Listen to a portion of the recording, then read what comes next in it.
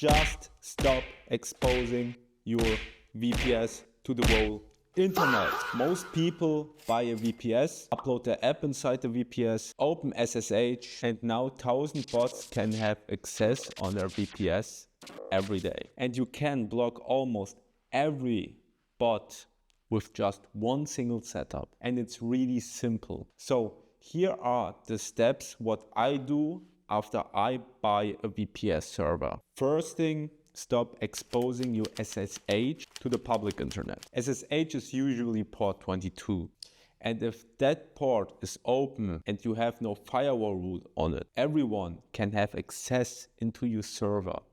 It's public. Even if you use a SSH key, they can still connect and try to break this key to have access into your server. So I personally use Tailscale because it's absolutely free and the plan is generous. And with Tailscale, you get on your client a VPN IP address. This IP address you can add on your firewall to make only this IP address to access this port and nobody else. This is my access with my Tailscale activated. Now I will deactivate Tailscale, and now look, I cannot connect to the server because the firewall disallows it. And that's the thing. Same SSH key, same server, but without Tailscale, you cannot have access to the server. You get timed out. But we are not done here because there are 2 ports that you have to secure as well. When you upload the app on your VPS, you want that your server is public, so everyone can have access to your web app. But don't allow that everyone can access directly your server.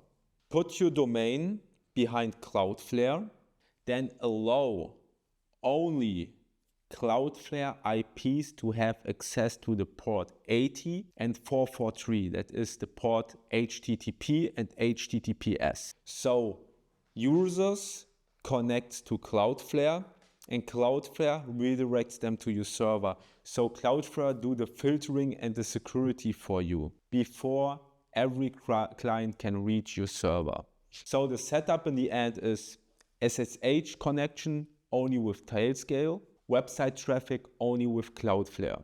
Everything else is blocked. So this removes a huge amount of unnecessary public exposure.